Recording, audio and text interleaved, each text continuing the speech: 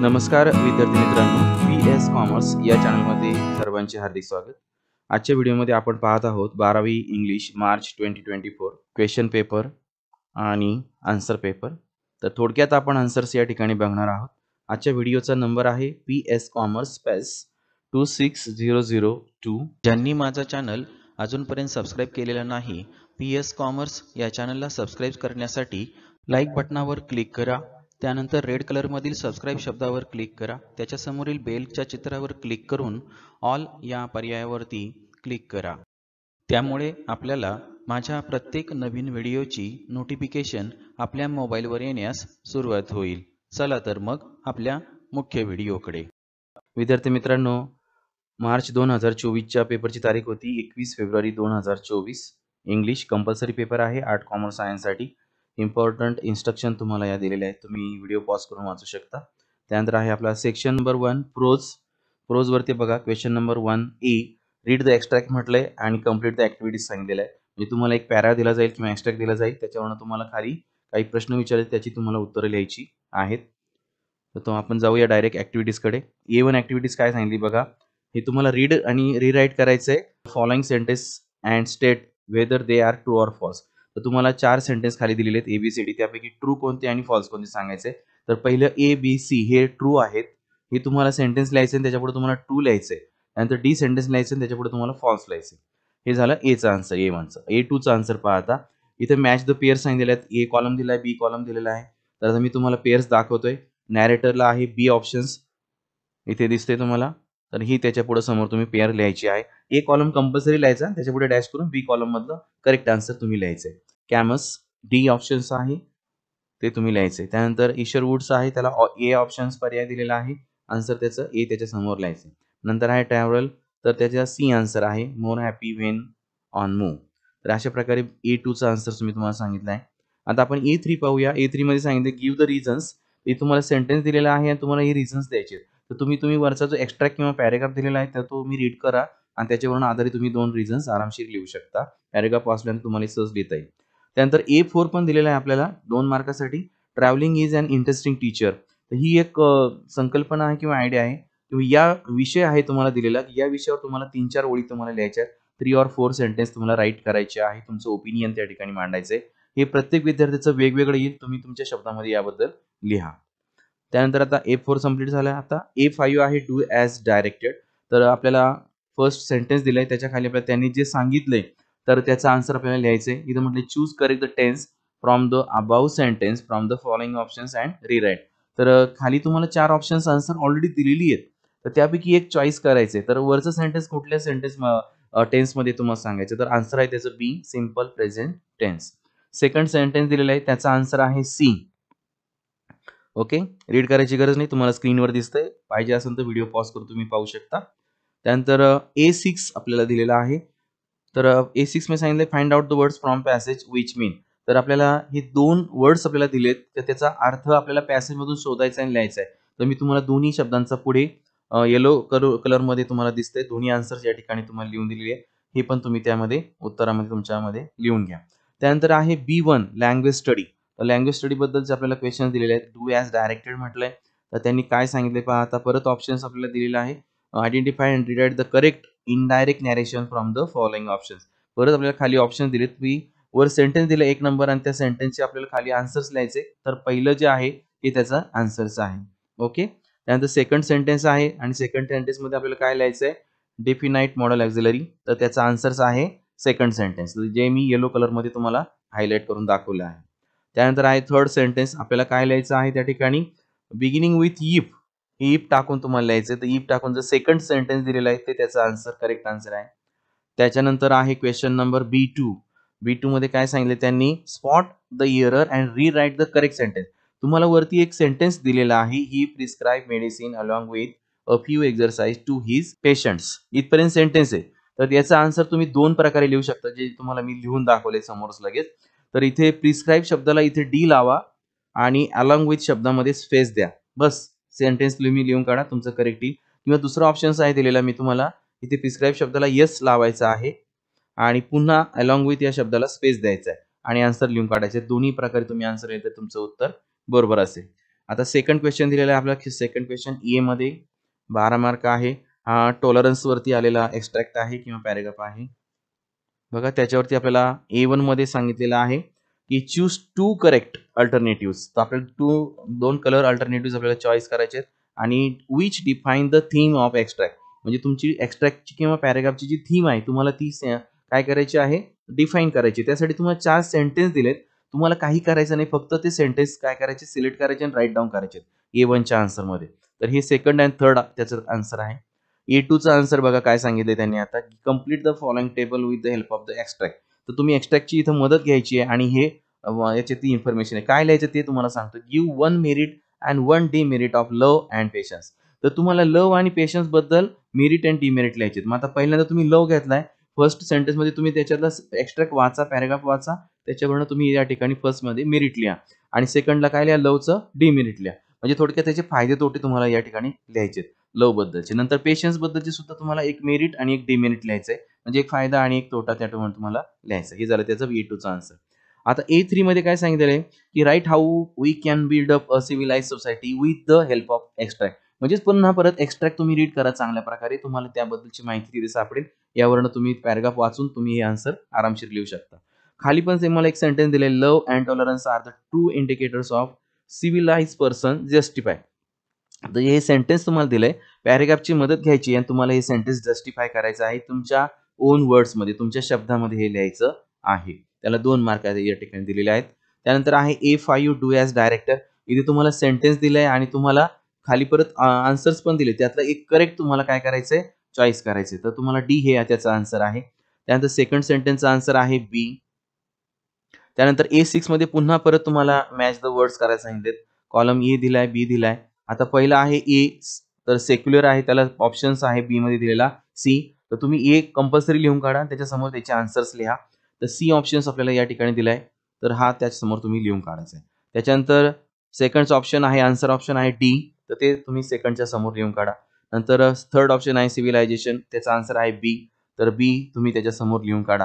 एक एक पॉईंट इकडचा घ्यायचा आहे, ए कॉलम मध्ये त्याच्यासमोर बी पॉईंट लिहून काढायचा आहे. अशा प्रकारे तुम्ही 1 बाय 1 1 2 3 4 चे आन्सर लिहायचे. लास्ट आहे 4 नंबर ब्रदरहूड, त्याचा आन्सर आहे ए, तर ते तुम्ही ए त्याच्या समोर काय करा, लिहून काढा.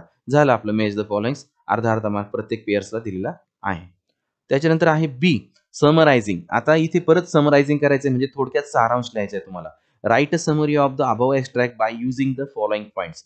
म्हणजे तुम्हाला वर दिलेल्या पॅराग्राफवरनं किंवा एक्स्ट्रॅक्टवरनं समरी किंवा सारांश लिहायचा आहे आणि तो समरी सारांश लिहिताना तुम्हाला खाली पॉईंट सुद्धा दिलेत, त्याचाही तुम्हाला उपयोग करायचा आहे. आणि हे तुम्हाला समरी लिहिताना या पॉईंट तुम्हाला काय करतील, मदत करतील.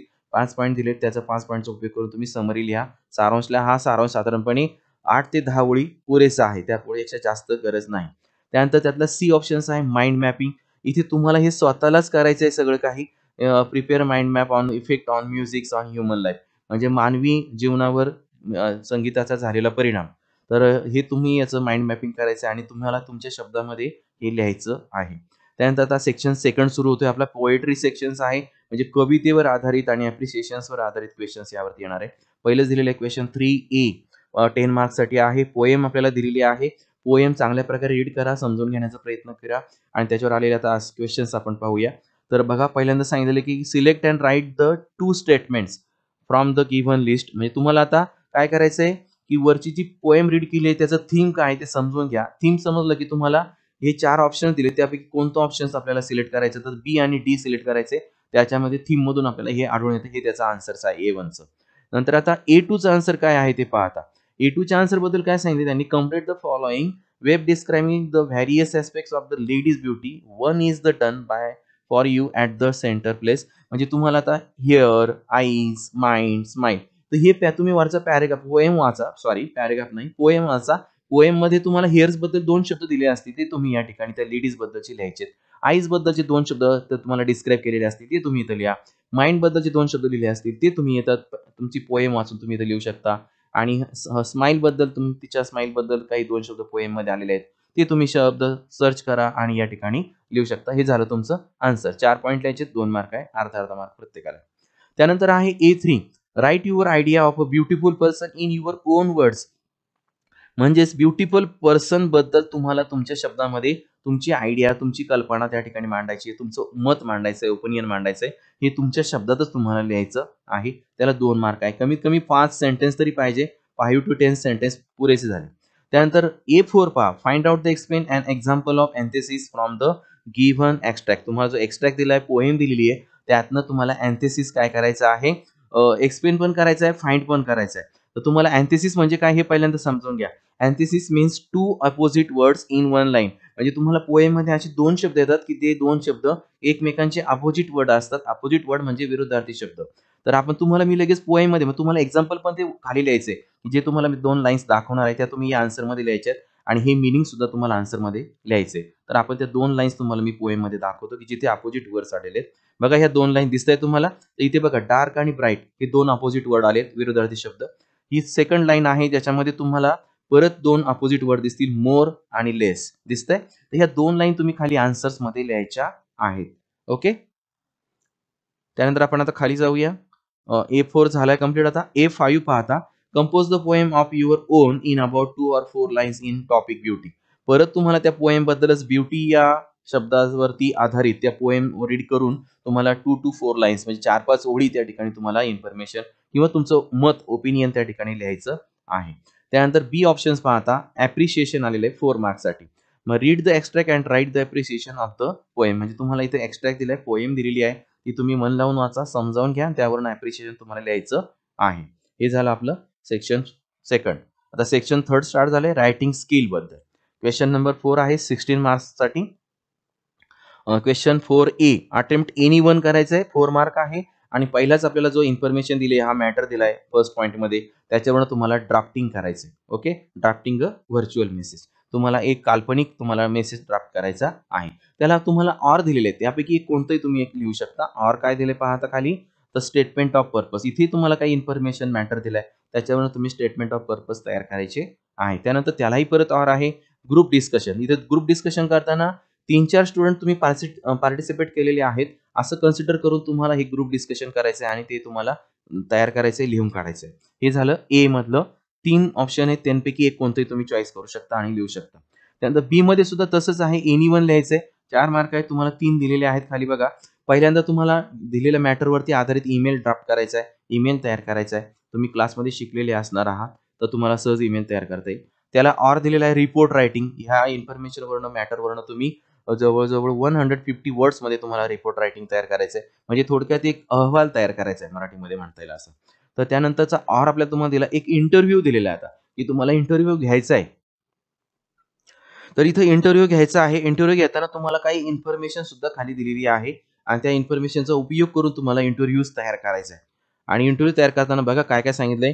Name of the interview. तुम्ही कोणाचा इंटरव्ह्यू घेणार आहे, कोणाची मुलाखत घेणार आहे, त्याचं नाव लिहा. म्हणजे एखादा ऍक्टर किंवा एखादी ऍक्ट्रेसचं नाव तुम्ही घेऊ शकता. मग तिचं रेप्युटेशन, फील्ड बद्दल माहिती लिहा. डेट वगैरे, व्हेन्यू, टाइम, तुम्ही केव्हा घेणार आहे काय वगैरे, ते डेट टाइम लिहा. ड्युरेशन लिहा इंटरव्ह्यूचं, म्हणजे तुम्ही किती वेळ तुम्ही इंटरव्ह्यू घेतला, 1 तास, 2 तास, अर्धा तास, 30 मिनिटं वगैरे काय असेल तो लिहा. त्यानंतर तुम्हाला क्वेश्चन्स तयार करायचे आहेत. तर खाली आपल्याला 8 पॉईंट्स दिलेले आहेत क्वेश्चन पेपरमध्ये. तर क्वेश्चन्स बेस्ड ऑन, तर ह्या 8 पॉईंटवर आधारित आपल्याला प्रत्येक पॉईंटवर आधारित एक क्वेश्चन तयार करायचा आहे. मग तुमचं मोटिवेशनवरती एक प्रश्न असेल. अशा प्रकारे प्रत्येक पॉईंटवर गोल्स आणि ड्रीम्स, असेच 8 पॉईंटवर 8 प्रश्न तुम्ही तयार करायचे. हे त्याचं उत्तर आहे. तर हे तुम्ही उत्तर लिहिलं तर तुम्हाला इथे 4 पैकी 4 मार्क मिळू शकतात. त्यानंतर आहे सी ऑप्शन्स. इथे तुम्हाला अटेम्प्ट एनीवनच करायचं आहे, 4च मार्क आहेत. इथे तुम्हाला जवळजवळ 3 ऑप्शन्स आपल्याला खाली दिलेले आहेत, त्यापैकी एक आपल्याला लिहायचा आहे. पहिलं दिलेलं आहे आपल्याला स्पीच. तर दिलेला मी इन्फॉर्मेशन किंवा मॅटरवरनं तुम्ही 150 वर्ड्स पर्यंत तुम्ही हे स्पीच तयार करायचं आहे. आणि टॉपिक तुम्हाला दिलेला आहे ग्रीन रिव्हॉल्युशन. ठीक आहे. त्यानंतर कंपेअरिंग करायचं आहे. कंपेअरिंगसाठी तुम्हाला इन्फॉर्मेशन दिलेली आहे. ही इन्फॉर्मेशन नीट वाचा, समजावून घ्या.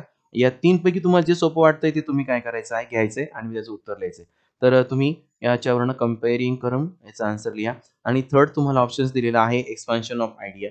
तर खाली तुम्हाला ही इन्फॉर्मेशन दिलेली आहे, त्याच्यावरनं तुम्ही एक्सपान्शन ऑफ आयडिया या ठिकाणी आन्सर तयार करायचे 100 to 150 वर्ड्समध्ये. ठीक आहे. तर आता आपण जाऊया डी ऑप्शन्सकडे. डी ऑप्शन मध्ये सुद्धा अटेम्प्ट एनीवन म्हटलेलं आहे, 4 मार्क्स आहे दिले तुम्हाला. आणि इथे तुम्हाला रिव्ह्यू लिहायचा आहे. ही इन्फॉर्मेशन तुम्हाला या ठिकाणी दिलेली आहे आणि या इन्फॉर्मेशनवरनं किंवा मॅटरवरनं तुम्हाला रिव्ह्यू तयार करायचा आहे. 4 मार्क्स त्यासाठी आहेत.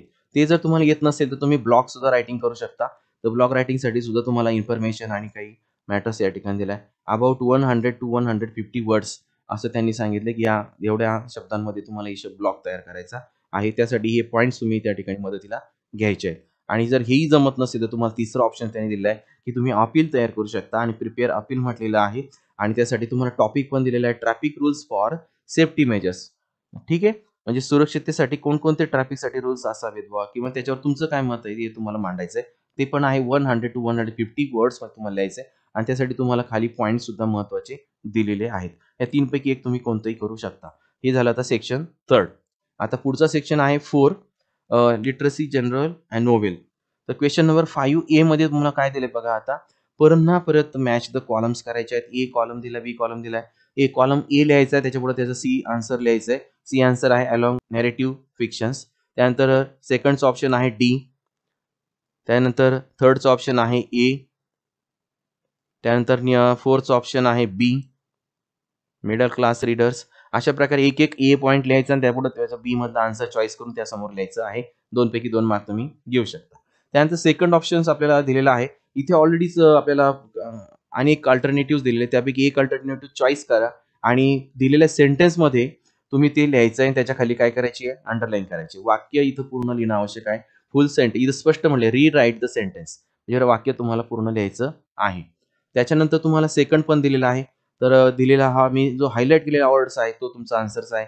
तर तो तुम्ही या ठिकाणी लिहा. आन्सर पूर्ण आणि सेंटेन्स लिहा आणि ह्या शब्दाखाली अंडरलाईन करा. त्यानंतर सी ऑप्शन्स पण आन्सर तुम्हाला दिले. ऑटोबायोग्राफिकल लिहा आणि पूर्ण सेंटेन्स लिहा आणि तुम्ही या शब्दाखाली काय करा, अंडरलाईन करा. त्यानंतर आता डी ऑप्शन्स आहे. इथे आहे उटोपियन. हा वर्ड्स तुम्ही इथे लिहा आणि हे सेंटेन्स लिहून त्याच्या खाली काय करा, अंडरलाईन करा. 2 मार्क्स तुम्हाला मिळून जातील. त्यानंतर आहे बी ऑप्शन्स. आता बी, सी आणि डी. तर जवळ इथे प्रत्येक याच्या ठिकाणी तुम्हाला आन्सर्स लिहायचं आहे आणि आन्सर लिहिताना 50 वर्ड्समध्ये आन्सर लिहायचं आहे. 4 मार्क आहेत.